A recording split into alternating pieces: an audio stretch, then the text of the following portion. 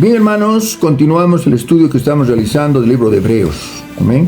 Un libro extraordinariamente importante que, como hemos adelantado en la anterior reunión, nos muestra aspectos del Antiguo Testamento. Recordando, el Antiguo Testamento contiene el Nuevo y el Nuevo explica el Antiguo.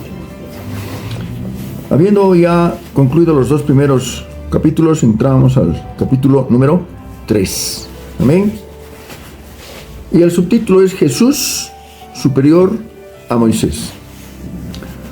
Definitivamente, hermanos queridos, personaje prominente del Antiguo Testamento es Moisés. Es más, termina el relato del Antiguo diciendo que no hubo varón como Moisés, el cual habló con Dios como quien habla con su compañero. Amén. Entonces, Moisés es pues considerado el legislador y el personaje prominente del Antiguo Testamento. Amén. Amén. Vamos entonces al capítulo 3, versículo 1.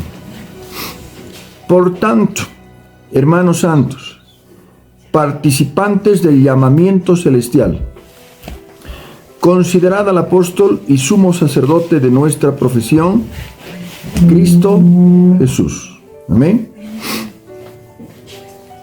Gloria a Dios. El cual es fiel al que le constituyó, como también lo fue Moisés en toda la casa de Dios. A ver, aclaremos el punto. Moisés fue el legislador. Con Moisés vino la ley. Con Jesucristo, la gracia. Amén. La gracia. Puso el fundamento de la ley Moisés. Pero Moisés, como vemos en el relato bíblico, ser humano que falló al final, ¿no es cierto? En cambio, nuestro Señor Jesucristo jamás falló, jamás pecó. Es el Hijo de Dios. Amén. Ahora bien, dice, fiel el que lo constituyó, como también lo fue Moisés, en toda la casa de Dios. Casa de Dios. El Antiguo Testamento, la casa de Dios vendría a ser Israel. La casa de Dios hoy es la iglesia. Pero por extensión, nosotros nos consideramos el Israel de Dios. El Señor escogió, adoptó un pueblo en el Antiguo Testamento. Adoptó a Israel como su pueblo. Pero en el Nuevo Pacto hace extensivo este llamamiento a la iglesia y nos llama el Israel de Dios de todas las naciones, pueblos, lenguas. Lo habíamos compartido en la anterior oportunidad en el sentido de que uno es el Israel nacional. El que ha nacido en Israel, en el Estado de Israel, es israelita por raza, es judío por raza. Nosotros no hemos nacido en Israel, pero somos judíos espirituales en el llamado, somos del linaje de Abraham, amén, de la promesa, hijos de la promesa. Por tanto, somos injertados en el olivo y somos llamados pueblo de Dios, casa de Dios, en este tiempo. Amén. Ahora bien, porque de tanto mayor gloria que Moisés es estimado digno cuanto tiene mayor honra que la casa el que la hizo. Amén. Porque, versículo 4 podemos leer, porque toda casa es hecha por alguno, pero el que hizo todas las cosas es Dios. Y Moisés, a la verdad, fue fiel. Estamos en el versículo 5. Y Moisés, a la verdad, fue fiel en toda la casa de Dios, como siervo, para testimonio de lo que se iba a decir, pero Cristo como hijo sobre su casa, y ahí está, la cual casa somos nosotros, pero hay un condicional: si retenemos firme hasta el fin la confianza y el gloriarnos en la esperanza. Si retenemos, eso está bien importante, lo puedes subrayar, es un condicional. Si retenemos firme hasta el fin la confianza, ¿no? Y el gloriarnos, ¿en qué? En la esperanza. ¿Tenemos esperanza? Claro que sí. La esperanza de una vida eterna. La esperanza de su venida. La bendita y gloriosa esperanza que es el rapto de la iglesia. Amén. Entonces, nos gloriamos y confiamos que nuestro Señor amado va a cumplir lo que Él ha prometido. Ahora bien, el autor de Hebreos continúa en el versículo 7 en algo muy demasiado importante para aclarar un punto que para los judíos era fundamental. Ustedes saben en el Antiguo Testamento el Shabbat. ¿Qué era el Shabbat? El día sábado. Era era una fiesta semanal. Los judíos guardaban el sábado desde el atardecer del viernes al atardecer del sábado. ¿No es cierto? Es el sábado, el Shabbat, el día de reposo. Amén. Hasta hoy en el judaísmo se sigue lógicamente guardando el día de reposo, el Shabbat judío. Amén. Pero aquí vamos a ver cómo aclara el autor de Hebreos este punto que es muy importante. Amén. El reposo del pueblo de Dios. Por lo cual, versículo 7, como dice el Espíritu Santo, si oyereis hoy su voz, no endurezcáis vuestros corazones como en la provocación, en el día de la tentación, en el desierto, donde me tentaron vuestros padres, me probaron, vieron mis obras 40 años, a causa de lo cual me disgusté contra esa generación. Y que dije, siempre andan vagando en su corazón, no han conocido mis caminos, por tanto juré, mira, no entrarán en mi reposo. ¿Qué nos dice el relato bíblico? Que hubo un momento, y eso está en el Antiguo Testamento registrado, ¿no es cierto?, cuando Moisés envió 12 espías. Ya estaban a las puertas de la tierra prometida. Era pasar el Jordán y entrar en la tierra prometida. Entonces envió 12, ¿recuerdan ese relato? 12 espías, donde fueron a ver de qué se trataba el lugar. Con Josué, con varios. De cada tribu, un príncipe de cada tribu. Y entre los príncipes estaban Josué y Caleb, ¿no? Tardaron 40 días en ir y volver. Y al volver, 2 de ellos trajeron en una vara un racimo de uva. Entonces dijeron, pues esta es una tierra tremenda, es una tierra maravillosa, ¿no? Y estaban maravillados, pues, de que la tierra que iban a pasar, a conquistar, era, pues, de mucha bendición. Pero el resto, el de los 12, empezaron a cuestionar y decir, no, pero hay gigantes, pero hay ciudades grandes, nos van a hacer esto, nos van a hacer el otro, no vamos a poder, y desanimaron. Fue tal el disgusto del Señor, pese a que les había mostrado tantas cosas. Es el ser humano, ¿no? A veces nosotros criticamos al pueblo de Israel por su conducta de falta de fe, ay, Dios mío, lo que antes se escribió, para nuestra enseñanza se escribió. Habían pasado el Mar Rojo, con eso nomás ya podían estar plenamente seguros de que el Señor estaba con ellos y podían, pero no. Desanimaron a la gente y el Señor dijo, bueno, ¿cuánto tiempo han tardado en ir y volver? 40 días. 1 año por día estarán dando vueltas. Ese vueltas es en sus razonamientos. Ese es un sentido espiritual tremendo. Es el cristiano que aplica nuestro tiempo, que anda vagando, no se afirma, puede ser, sí, claro, está bien, pero no, entonces están en ese asunto, vagando en sus corazones. Y vagarán ahí 40 años, dieron vueltas en el desierto, y esa generación murió. Porque ellos dijeron, ahora nuestros hijitos, ¿qué va a pasar con nuestros hijitos? Los de 20 para abajo, esos van a entrar. ¿Cuánto tenían ya al entrar? 60, ¿no es cierto? 60, y los de más arriba no quedó ninguno. Solamente Josué y Caleb pasaron el río Jordán y tomaron y conquistaron la tierra prometida. Entonces es tremendo, hermanos amados. Por eso dice aquí, que dice, por tanto, juré, mira, versículo 11, no entrarán en mi reposo. Mirad, hermanos, esto es bien importante discernir. Versículo 12. Mirad, hermanos, no haya en ninguno de vosotros corazón malo de incredulidad para apartarse del Dios vivo. ¿Qué es eso? Apostasía. Corazón malo de incredulidad. Qué terrible. Antes, exhortando los unos a los otros cada día, entre tanto que se dice ¿cuándo? Hoy, para que ninguno de vosotros se endurezca por el engaño del pecado. Hermanos, cuando no cuidamos nuestra vida espiritual, cuando no nos ponemos a cuenta todos los días y pedimos al Señor que nos ayude, cuando descuidamos esa vida espiritual y empezamos a afanarnos y turbarnos en cosas del mundo, el corazón se empieza a endurecer y empieza la incredulidad, ¿no es cierto? Entonces es importante porque el engaño del pecado es, no, está bien, así, no hay problema, no hay que exagerar y cosas por el estilo. Amén. Pero hermanos, es importante esta recomendación, porque somos hechos ¿qué? Participantes de Cristo.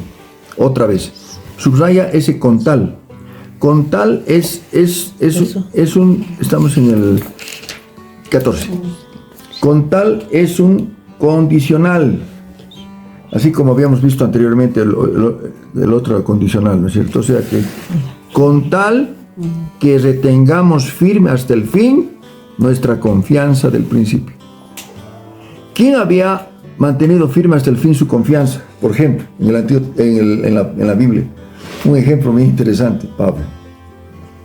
En 3 aspectos le menciona a su discípulo Timoteo en su segunda carta: he guardado la fe, he acabado la carrera. Entonces, he guardado la fe, acabado la carrera, ¿no es cierto? Peleado la batalla. Es una batalla permanente que hay que pelearla en el nombre del Señor.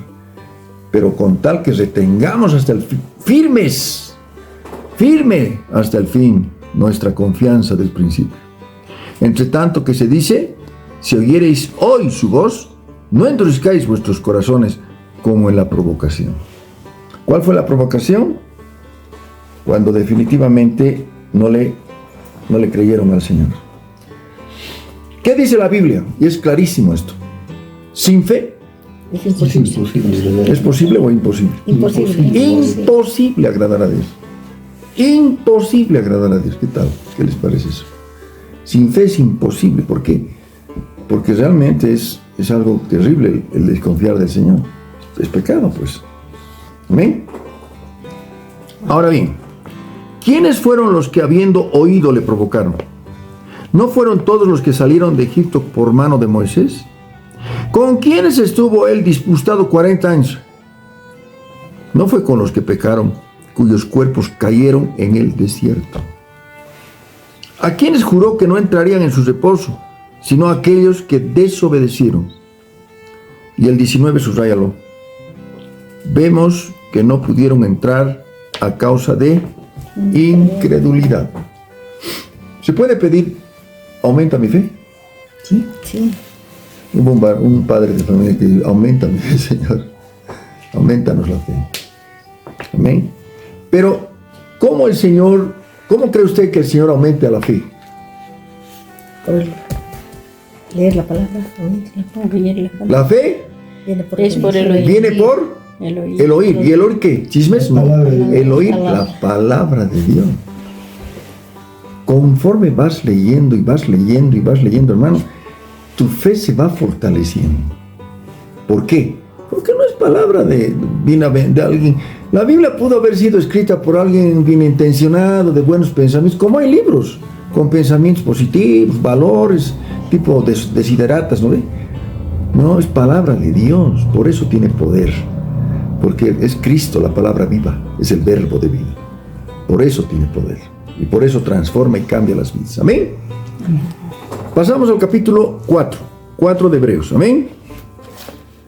Temamos, subraya. ¿Por qué dirá temamos? Subraya. ¿Quién sabe dónde se encuentra el principio de la sabiduría? Es el temor. Salmo 1. No. Proverbios. Vamos a Proverbios, por favor. Proverbios. ¿Ven? ¿Qué es este? Capítulo 1, versículo 7. Proverbios. En Proverbios y hasta de entrada. Proverbios, capítulo 1, versículo 7. El principio de la sabiduría es el temor de Jehová.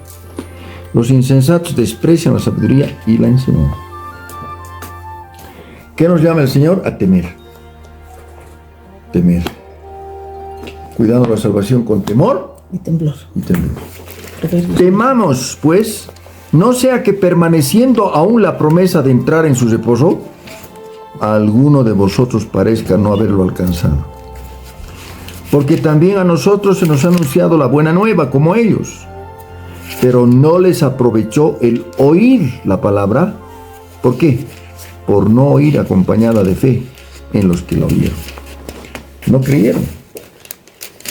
¿Usted sabía que el enemigo de las almas no hubiese querido que usted consiga una Biblia? No, para empezar, que se convierta.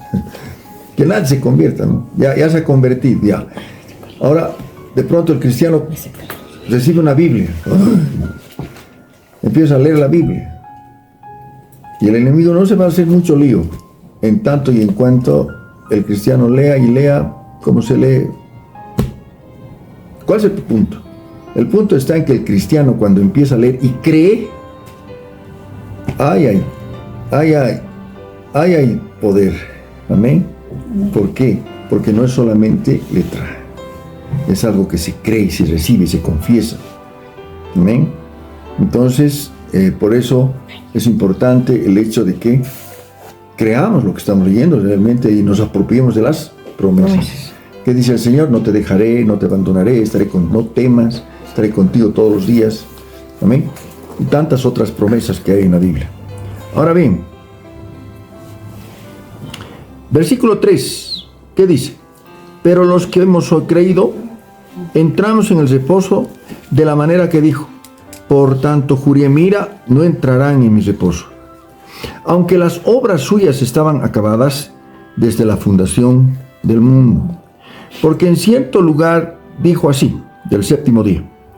Reposó Dios de todas sus obras en el séptimo día. Y otra vez aquí, no entrarán en mi reposo. Por tanto, puesto que falta que algunos entren en él, aquellos a quienes primero se les anunció la buena nueva, no entraron por causa de desobediencia. Otra vez determina un día, ¿cuándo? Hoy, y siendo después de tanto tiempo por medio de David, como se dijo, si oyereis hoy su voz, no endurezcáis vuestros corazones. Aquí, hermanos queridos, hay un material para rebatir la posición del adventismo, que se aferra tremendamente al sábado como día de reposo para nosotros. Este es un material que ayuda bastante a discernir este punto. Amén. ¿Qué es para nosotros? Guardar el sábado como tal, guardar el séptimo día. Vamos a ver, ¿qué dice? Escucha. Porque si Josué les hubiera dado el reposo, no hablaría de otro día. Diga otro día. Otro día. Por tanto, queda un reposo para el pueblo de Dios. ¿Qué está diciendo? Con Moisés vino la ley y su sucesor Josué siguió la ley. Pero Josué no les hubiera hablado de otro día, porque hay otro día, y es el reposo del Señor. El fin de la ley es Cristo. ¿Amén? ¿Por qué? Porque al que ha entrado en su reposo, también ha reposado de sus obras como Dios de las suyas. Ahora bien, procuremos pues entrar en aquel reposo para que ninguno caiga en semejante ejemplo de desobediencia. En el antiguo pacto, el Señor había hecho un pacto con una señal del pacto era el Shabbat judío. Era una señal entre Dios y el pueblo de Israel. Amén. Ahora bien, si el fin de la ley es Cristo, ¿era hasta cuándo esa señal? Hasta la venida de Cristo. Llegó Cristo, murió por nosotros, resucitó al tercer día. Ya reposo no es ni para un pueblo en exclusiva, ni un solo día, sino es para el Israel de Dios, el Israel de todo pueblo, nación, lengua y color, y para todos los días. ¿Qué dijo el Señor? Venid a mí, los cargados y trabajados, yo los haré descansar. Descansamos en la obra de la cruz 365 días al año. Amén. Gloria a Dios. Bien. Porque la palabra de Dios es viva. Subrayalo, es una belleza este pasaje. La palabra de Dios, ¿qué había sido? Viva y eficaz. Más cortante que toda espada de dos filos. Penetra hasta partir el alma y el espíritu, las coyunturas y los tuétanos. Discierne los pensamientos y las intenciones del corazón. Amén. Es algo realmente maravilloso. Maravilloso. Otra vez vamos a leer todos por su importancia. ¿Qué ha sido la palabra de Dios? Viva y eficaz. Más cortante que toda espada de dos filos. Penetra hasta partir el alma y el espíritu, las coyunturas y los tuétanos. Discierne los pensamientos y las intenciones del corazón. Amén. Amén. Amén. Por eso es que en la armadura de Dios, ¿recuerdan ustedes la armadura de Dios? Yelmo de la salvación, coraza de justicia. Y ahí está la espada del Espíritu, que es la palabra de Dios. Amén. Amén. Gloria a Dios. Ay, hermano, buenas noches. ¿Qué tal? Bendiciones. Me llamando el cuerpo ya para... Qué lindo. Gloria a Dios. Bienvenido, hermano Eduardo. Dios te bendiga.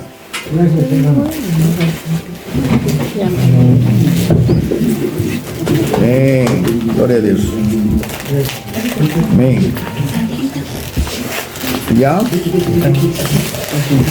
No hay cosa, dice, no hay cosa creada que no sea manifiesta en su presencia.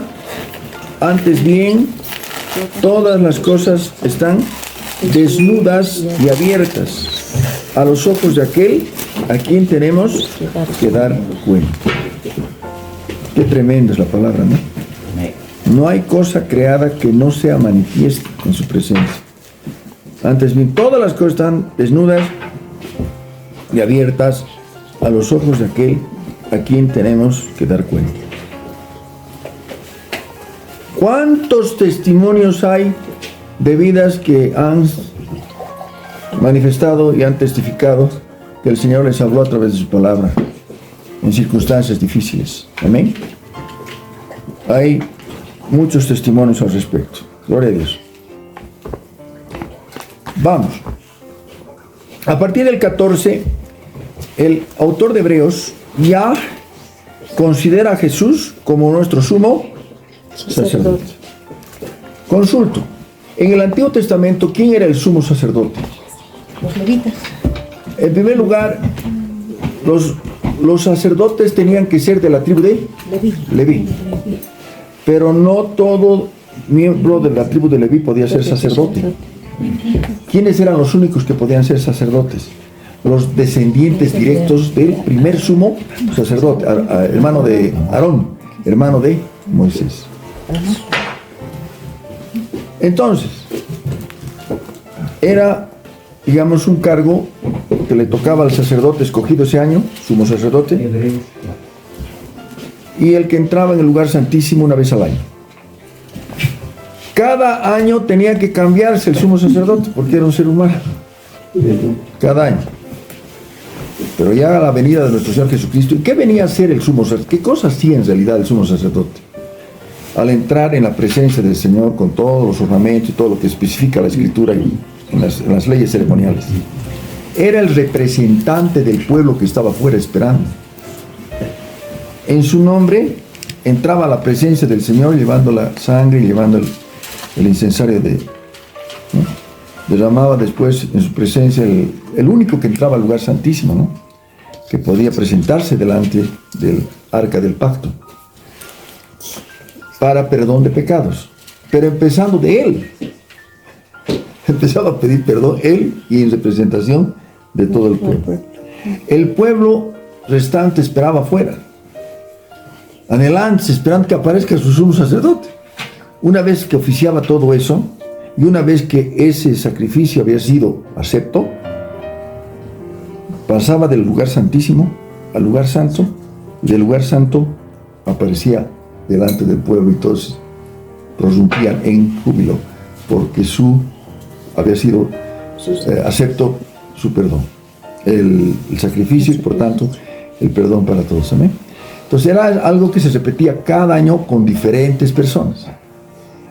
Pero nuestro Señor Jesucristo, Él en persona, al morir en la cruz del Calvario, resucitar al tercer día, estar durante 40 días presentándose a más de 500, después delante de sus discípulos ascender a la diestra del Padre, entró en el lugar santísimo Él como sacrificio vivo, ¿no?, que se había ofrecido. Entonces, desde entonces Él ya viene a ser nuestro sumo sacerdote eterno. Nunca más cambiaría. Y es el que se presenta a nosotros delante del Padre. Tú y yo somos aceptos al Padre a través del amado, a través de Jesucristo el Señor. Amén. Amén. Porque Él es nuestro intercesor y Él es nuestro representante. Amén. Amén. Un poco aclara este punto a partir del versículo 14. Por tanto, ¿qué dice? Teniendo un gran sumo sacerdote que traspasó los cielos. A ver, ¿qué hombrecito pudo hacer eso? El único fue el Señor Jesús, que traspasó los cielos. Jesús, el Hijo de Dios, retengamos nuestra profesión. Versículo 15. Porque no tenemos un sumo sacerdote que no pueda compadecerse de nuestras debilidades, sino uno que fue tentado en todo. Diga, en todo. ¿Te das cuenta? En los días en que el Verbo se hizo carne, habitó entre nosotros, el enemigo de las almas ha debido hacer todo lo posible por hacerlo caer al Señor. Pregunto, rapidito. En los días en que el Señor estuvo participando en nuestra humana debilidad, ¿pudo pecar? Sí. Sí. Yo escuché decir, era imposible porque era Dios. 100% Dios, pero 100% hombre. Tenía que participar de nuestra humana debilidad. Tenía que participar de todo. ¿No es cierto? Pero Él fue el ejemplo perfecto. Se llenó del poder del Espíritu Santo para resistir toda tentación. En el desierto lo tentó de entrada 3 veces. Y las 3 veces el Señor, ¿cómo los rebate? Con la palabra, con Deuteronomio. ¿No es cierto? ¿No?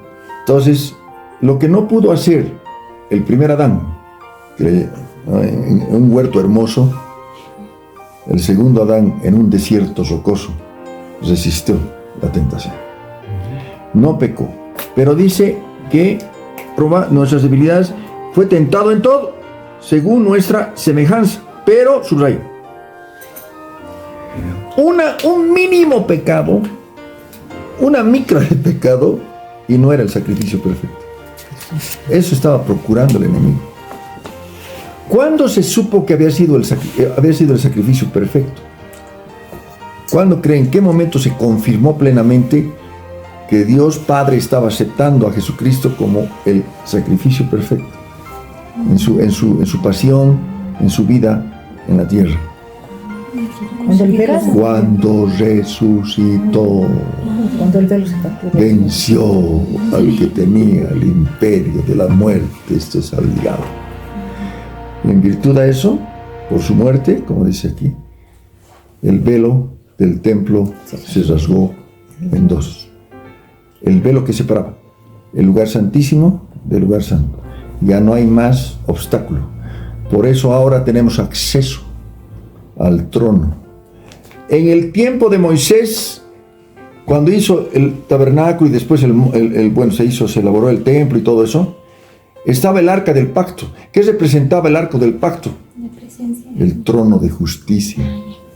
El trono de justicia. Y la justicia tenía que ser satisfecha con sangre, porque sin sangre era imposible el perdón. Pero una vez que se hizo la muerte del Señor Jesús, ese trono de justicia fue convertido en el trono de la gracia para recibir oportuno socorro. Aleluya, gloria a Dios. Amén.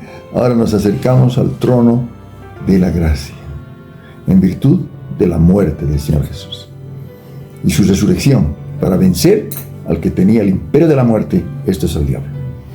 Amén. Amén. Por eso dice el versículo 16: acerquémonos confiadamente al trono de la subraya, al trono de la gracia, para alcanzar misericordia y hallar gracia para el oportuno socorro. Oportuno socorro.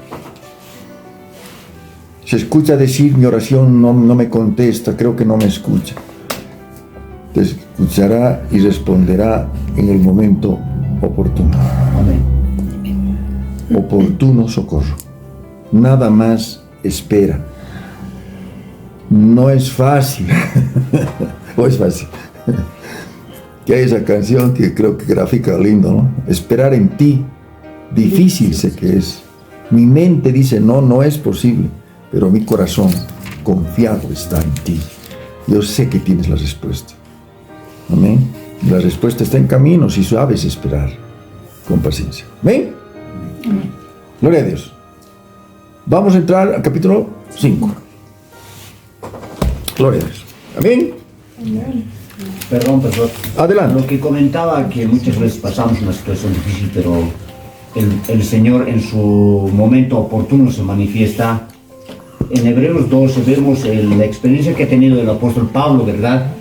Respecto al aguijón de la carne. Amén. Donde él dice que ha pedido 3 veces al Señor. El verso 8 dice, 3 veces le he pedido al Señor que me quite este sufrimiento. Pero el Señor me dijo, mi amor es todo lo que necesitas, pues mi poder se muestra plenamente en la debilidad.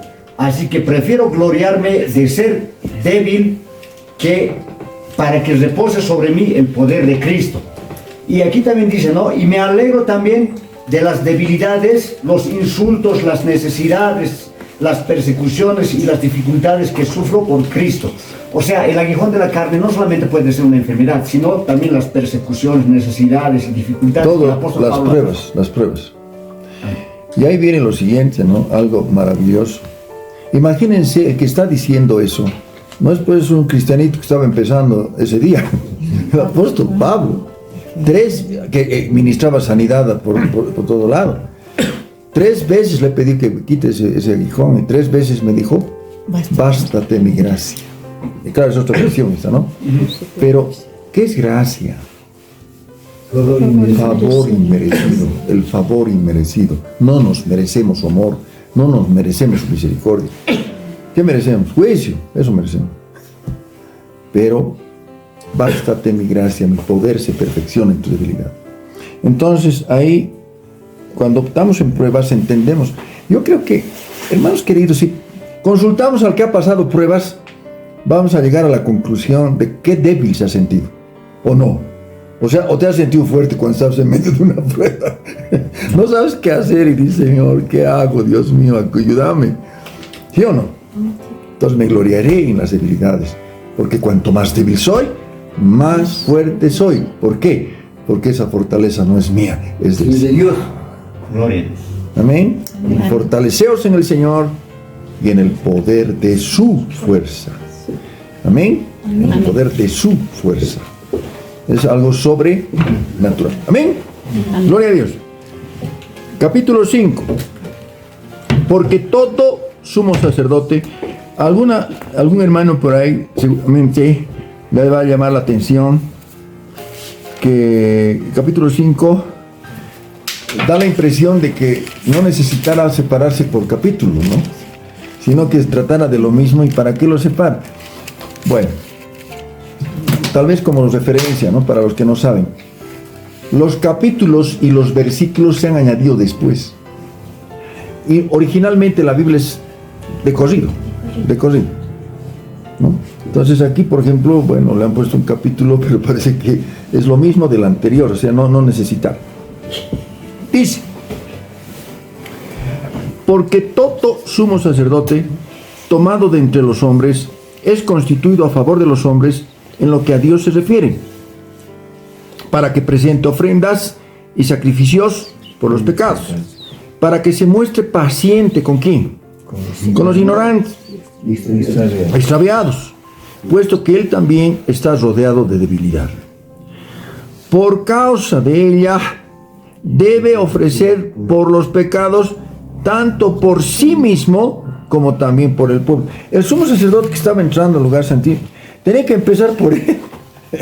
¿No es cierto? No era un hombre perfecto que estaba entrando y que no, empezando por él y por el pueblo que estaba esperando fuera. La diferencia con nuestro sumo sacerdote es que para nada necesita él, sino que él es sin pecado y es perfecto. ¿Amén? Por causa de ella, debe ofrecer por los pecados, tanto por sí mismo como también por el pueblo, y nadie toma para sí esta honra, sino el que es llamado por Dios, como lo fue, ¿quién? El primer sumo sacerdote. ¿Quién fue? Aarón, hermano de Moisés. Así tampoco Cristo se glorificó a sí mismo, haciéndose sumo sacerdote, sino el que le dijo: tú eres mi hijo, te he engendrado hoy. ¿En qué esto lo toman a veces? Y esto quisiera un poquito advertirles, hermanos queridos. Generalmente la secta de los testigos de Jehová utilizan versículos como este para apoyar su doctrina perversa de que el Señor es, el Hijo es creación de Dios. ¿Amén? No. Padre, Hijo y Espíritu Santo es un solo Dios. Pero ¿por qué dicen entonces tú eres mi hijo, yo te he engendrado hoy? Engendrado es en el sentido comienzo de algo. Tuvo que enviar a su hijo para comenzar su obra redentora. A eso se significa. ¿Amén? Prácticamente se cumplió cuando él, digamos, cumpliendo su obra perfecta, empezó al resucitar, venció al que tenía el imperio de la muerte, y ahí prácticamente para todos los que confiesan en Jesucristo son beneficiarios de esa bendición. ¿Amén? Entonces, ese engendrado hoy no es que esa es la creación, sino que es el inicio, el inicio de algo. Es el inicio de su ministerio en la tierra. El Verbo se hizo carne, habitó entre nosotros. Empezó naciendo de una virgen. Amén. El santo ser que nacerá será llamado Hijo del Altísimo. Creció como bebecito, etcétera, etcétera. Participó de todo lo que participa un ser humano. Tuvo hambre, tuvo sed, se cansó, durmió, etcétera. Se angustió también. Amén. Lloró. Jesús lloró. Amén. Entonces, pero a eso se refiere el hecho de que, como dice más adelante, como también dice en otro lugar, tú eres sacerdote para siempre, pero, subraya, según el orden de Melquisedec. ¿Qué significa eso? Melquisedec. Todos los anteriores sumos sacerdotes eran levitas, humanos, descendientes de Aarón, hermano de Moisés, de la tribu de Leví. Melquisedec, ¿dónde aparece?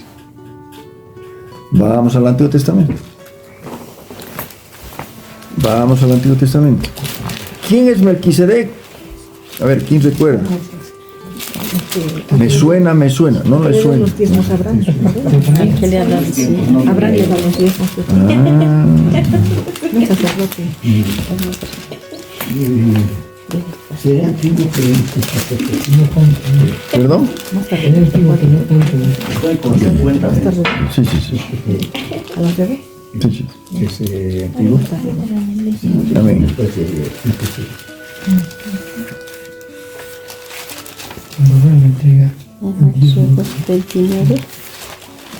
Amén. Vamos a buscar justamente ese pasaje donde aparece ese personaje llamado Melquisedec, a cual dice Abraham le dio los diezmos de todo. Pero aquí viene no se sabía de dónde ha venido ni amén. no sé cómo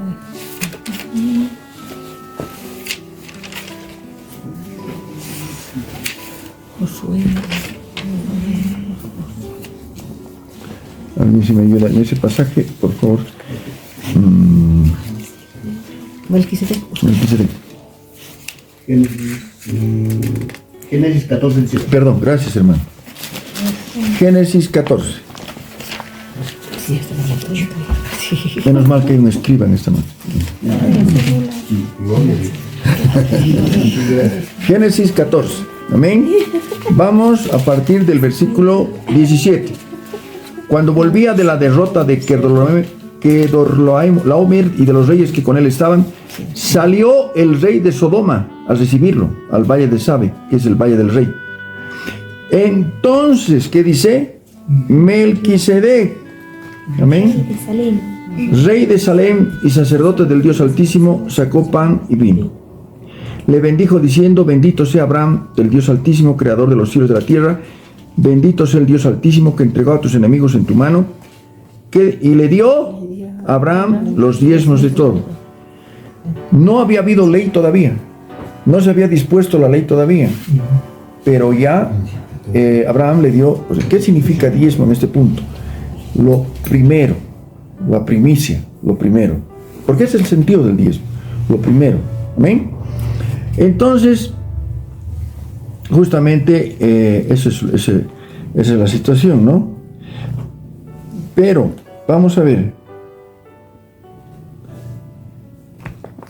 Vamos entonces, más adelantito un poquito, en Hebreos 7:1, dice: porque este Melquisedec, rey de Salem, sacerdote del Dios Altísimo, que salió a recibir a Abraham, que volvía de la derrota de los reyes, y le bendijo, quien asimismo dio a Abraham los diezmos de todo, cuyo nombre significa ¿qué? Rey de justicia, y también rey de Salem, esto es rey de paz. ¿Qué denota, qué prefigura Melquisedec? Jesucristo. Amén. A Jesucristo. Gloria al nombre del Señor. ¿Por qué? Porque vamos a volver a 14:18 y vamos a leer todos. Entonces Melquisedec, rey de Salem y sacerdote del Dios, sacó pan y vino. El Antiguo Testamento es figura y sombra del Nuevo. Amén. Por eso, ¿qué dice? ¿Qué dice? ¿Qué aclara en el capítulo 7 que vamos a llegar también? Pero dice el versículo 7:3 o capítulo 7:3: sin padre, sin madre, sin genealogía, que ni tiene principio de días, ni fin de días, sino hecho semejante al Hijo de Dios, permanece sacerdote para siempre. Entonces, el sumo sacerdote Melquisedec que se encontró con Abraham es una teofanía. ¿Qué hemos dicho que es teofanía? Manifestación visible del Dios invisible en el Antiguo Testamento. Sin padre ni madre, sin principio de días ni fin de días, es prefigura a nuestro amado Rey Jesucristo. ¿Amén? ¿Está claro, hermanos?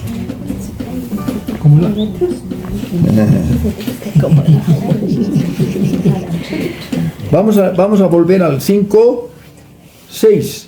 Como también dice en otro lugar: tú eres sacerdote. Por eso dice sin principio de días ni fin, para siempre. Es sumo sacerdote para siempre. Los sumos sacerdotes en el Antiguo Testamento eran para siempre. Tenían que ser cambiados cada año. Cada año lo escogían. Amén. Un nuevo sumo, nuevos. Amén. En cambio, nuestros sumos sacerdotes para siempre. Amén. Según el orden de Melquisedec. Versículo 7. Cristo, en los días de su carne, ofreciendo ruegos y súplicas con gran clamor y lágrimas al que le podía librar de la muerte, fue oído a causa de su temor reverente. Alguien me puede decir, dice, cuando dice gran clamor y lágrimas, en el Antiguo Testamento, rápidamente, ¿quién me puede decir que hay un salmo por excelencia que apunta a la cruz? ¿Salmo de Moisés? El salmo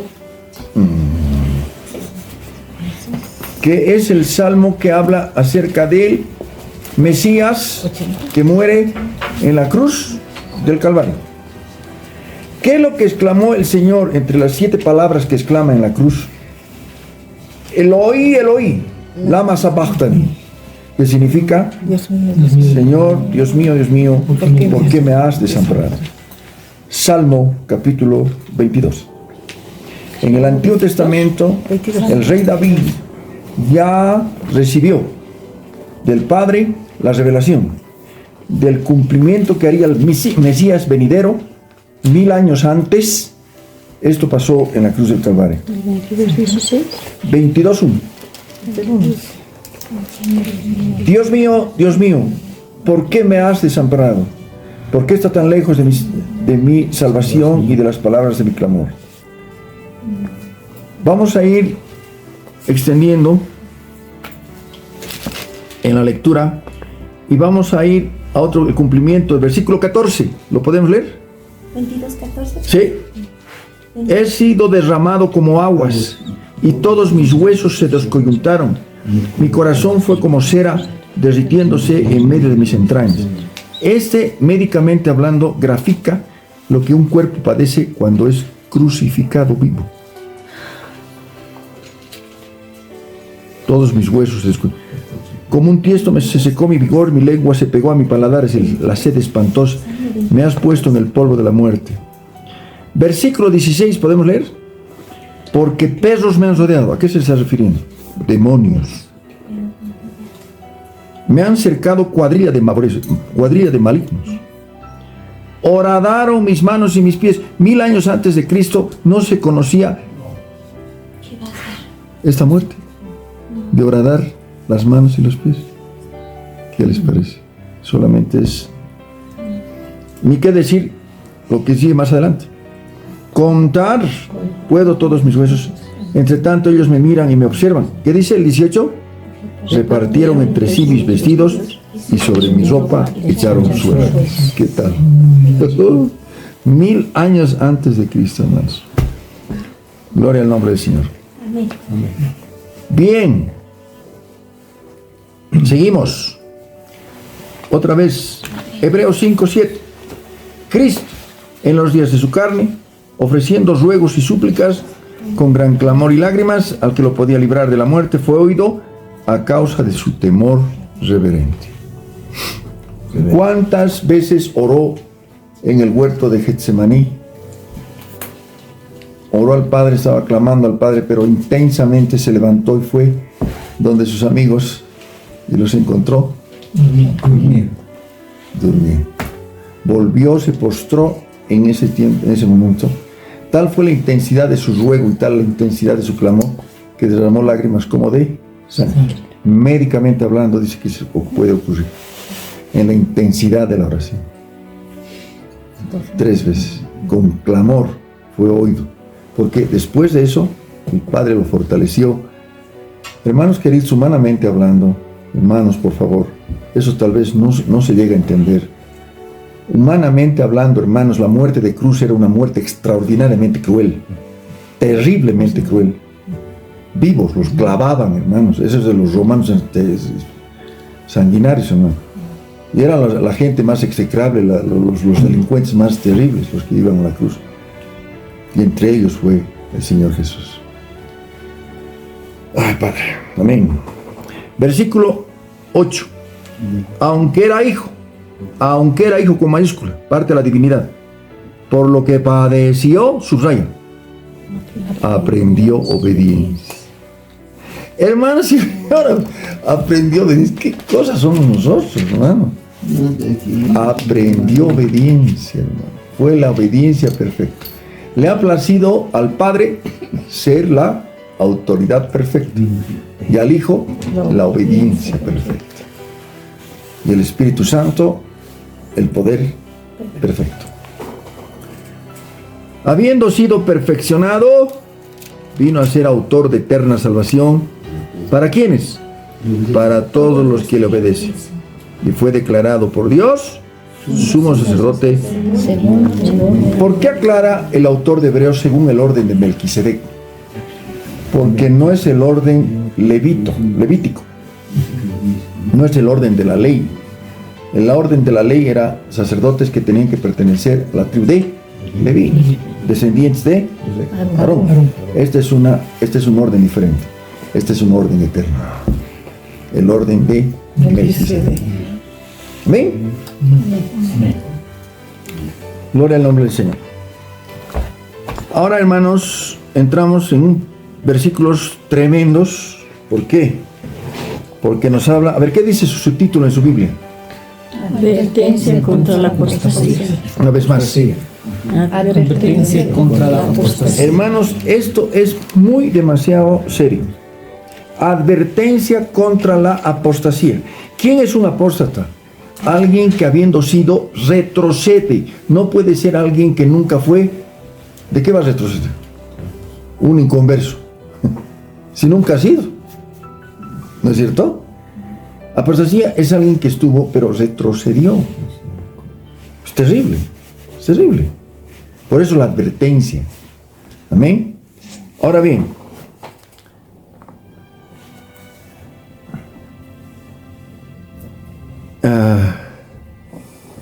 vamos a ir al versículo 11. Acerca de esto tenemos mucho que decir, difícil de explicar, por cuanto os habéis hecho tardos para oír. Porque debiendo ser ya maestros, después de tanto tiempo, tenéis necesidad de que se os vuelva a enseñar cuáles son los primeros rudimentos de las palabras de Dios. Y habéis llegado a ser tales que tenéis necesidad de ¿qué? De leche y no de alimento sólido. Eso significa, hermanos queridos, que la vida cristiana, cuando empiezas la vida cristiana, es bebé. Todos nacemos bebé y todos necesitamos leche, lechecita, como el bebé. Pero después de estar alimentados tenemos que crecer, no quedarnos como bebés, ¿no ve? Ahora bien, todo aquel que participa de la leche es inexperto en la palabra de justicia, porque es niño. Versículo 14. Pero el alimento sólido es para los que han alcanzado madurez, para los que por el uso tienen que, subraya, los sentidos ejercitados en el discernimiento del bien y el mal. Sentidos ejercitados, sentidos ejercitados. Esto aplica, por ejemplo, en los deportes. Un deportista, ¿cómo se hace? Ejercitando. Lo mismo, ¿cómo se hace un cristiano? Ejercitando, leyendo, escudriñando, dándole, digamos, esto, sembrando para lo espiritual. ¿Amén? Va madurando y va discerniendo y va ya creciendo. ¿Amén? ¿Amén, hermanos? Amén. Por tanto, dejando ya, estamos en el capítulo 6, los rudimentos de la doctrina de Cristo, vamos adelante a la perfección, no echando otra vez el fundamento del arrepentimiento de obras muertas, de la fe en Dios, de la doctrina de bautismos, de la imposición de manos, de la resurrección de los muertos, del juicio eterno, y esto haremos, si Dios en verdad lo permite. Porque es imposible, y ahí está, es bien, hay que tomar con mucho cuidado esto, porque es imposible que los que una vez fueron iluminados y gustaron del don celestial, fueron hechos participantes del Espíritu Santo, y asimismo gustaron de la buena palabra de Dios y los poderes del siglo venidero, recayeron, sean otra vez renovados para arrepentimiento, crucificando de nuevo para sí mismos al Hijo de Dios y exponiéndole a vituperio.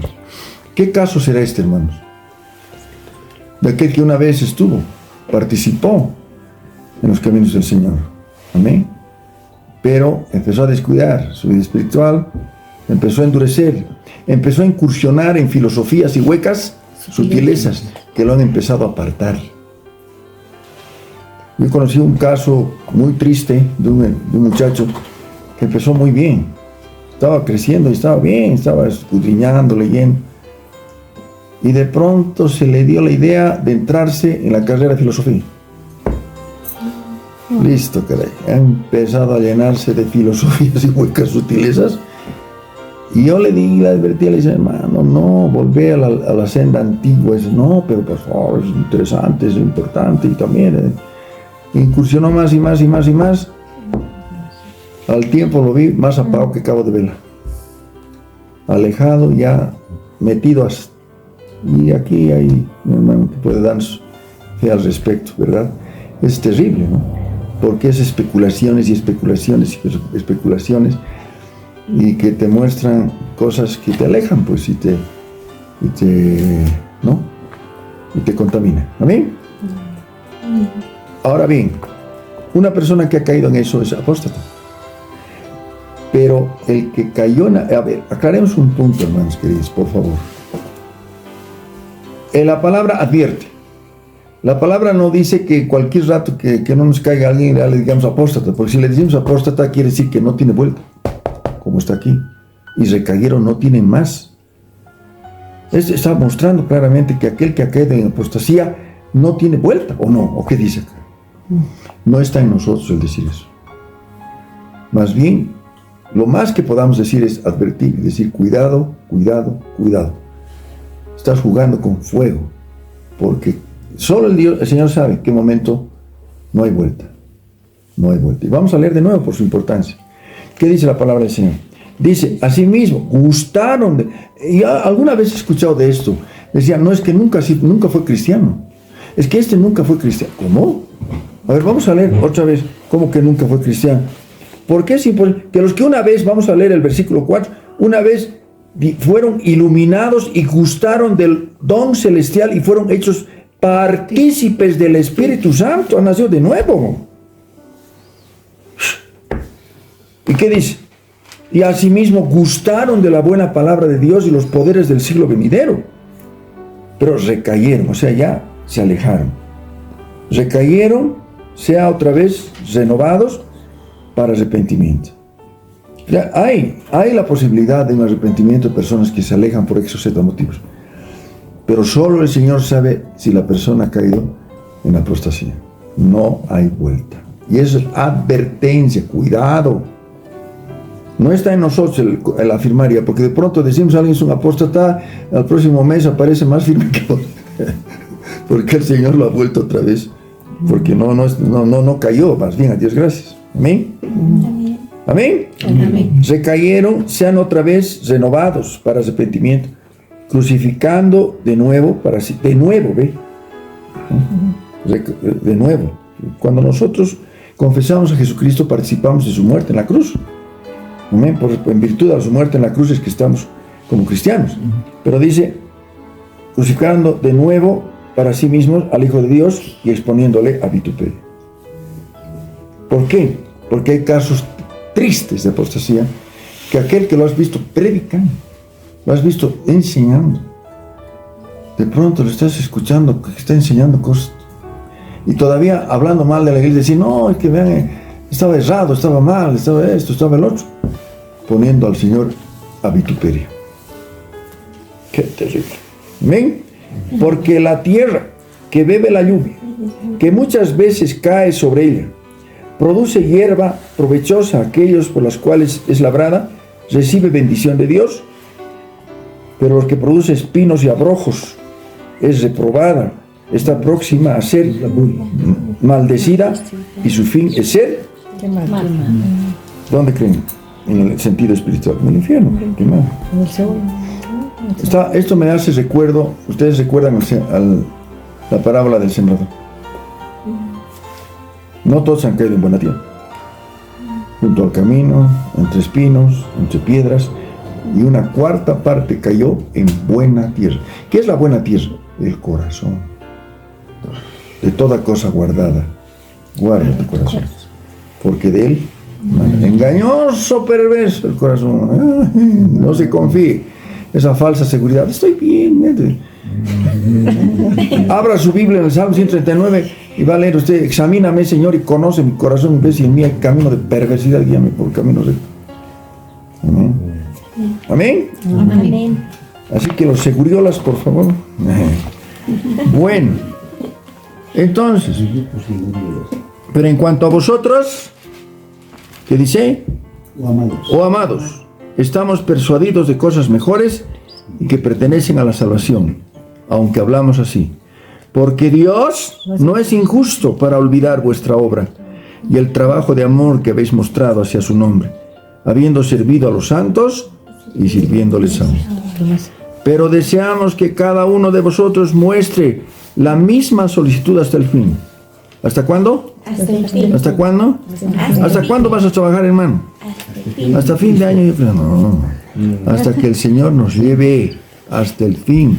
Ya sea que venga o que nos vayamos antes, hasta el fin. ¿Cuántos dicen amén? Amén. Para plena certeza de la esperanza. ¿Por qué? Este 12 es interesante.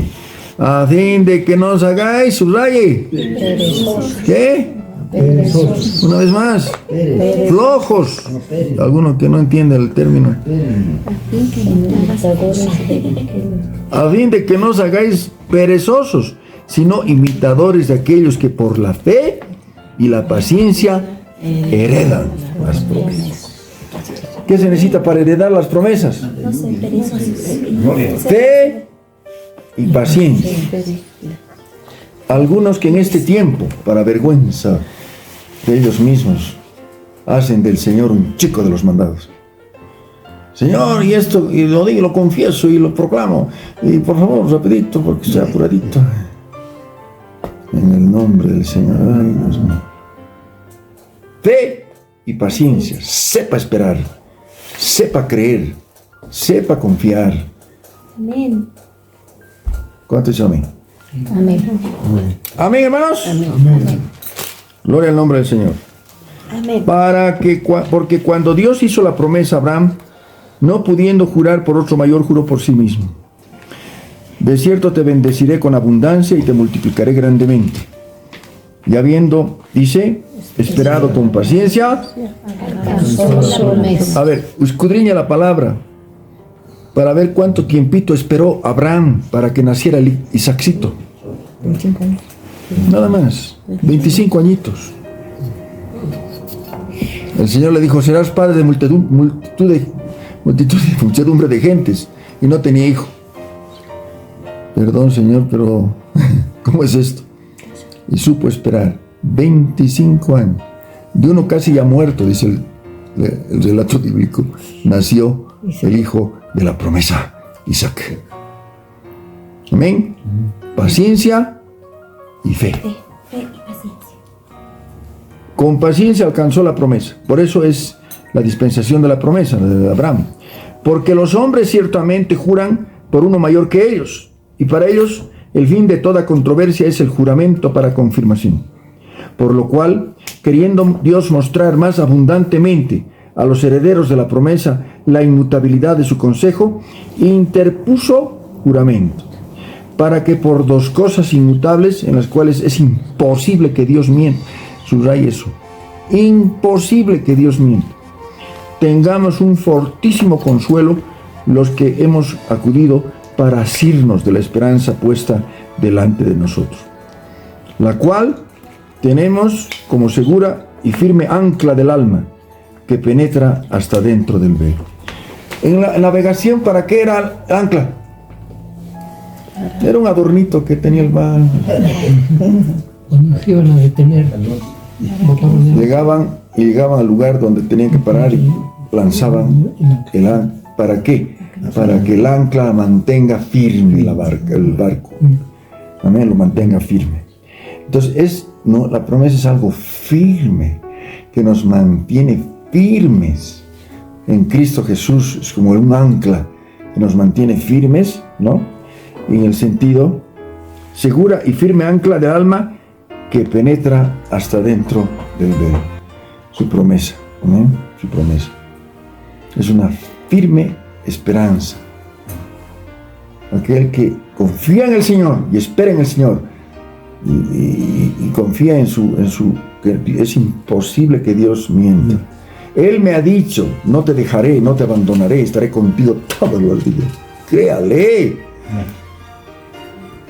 Hay un pasaje muy bonito que dice, el día que temí, confié en él. Amén.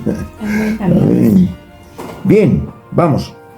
La cual tenemos como segura y firme ancla, versículo 19, ancla del alma que penetra hasta dentro del templo, donde Jesús entró por nosotros como precursor, hecho sumo sacerdote para siempre, según el orden de Melquisedec. Con esta palabra, el autor de Hebreos les está diciendo a los judíos que estaban saliendo del judaísmo, saliendo de la ley, más propiamente. El judaísmo es una religión, saliendo de la ley. Usted sabe que la iglesia nació judía. 120 judíos estaban ahí y después posteriormente se extendió a los no judíos, a los gentiles. Pero estaban ganando los apóstoles, los primeros discípulos, estaban ganando de la ley, estaban ganando a gente para la fe de Jesús.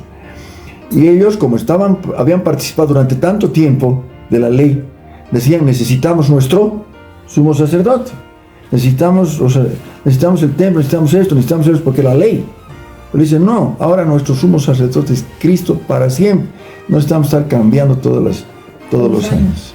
Además que es firme, y además Él es perfecto, y Él es imposible que Dios mienta. Amén. Amén. Padre amado, gracias te damos, Señor, por este tiempo que has permitido que podamos estar escudriñando más y más acerca del libro de Hebreos, Señor, que es maravilloso, que nos relaciona con el Antiguo Testamento y el cumplimiento, Señor Padre Santo, y la explicación que nos hace de aspectos que en el Antiguo Testamento eran figura y sombra, pero que se hicieron realidad en la persona de nuestro amado Rey Jesucristo. Gracias, Padre, gracias, Señor, gracias, Dios amado, gracias, bendito Rey, porque nos hablas de una manera tan maravillosa en tu palabra y nos adviertes porque nos amas. Un padre que ama a su hijo advierte y nos advierte, Señor. Y nos dices: cuidado, cuida tu salvación con temor y temor, cuida tu vida espiritual, alimenta tu vida espiritual, no entres dentro de una falsa seguridad. Gracias, Padre, gracias, Señor, gracias, Dios amado, en el único nombre que conocemos para ser salvos, en el nombre de nuestro amado Rey Jesucristo, de quien somos y a quien servimos. El Señor nos bendiga grandemente.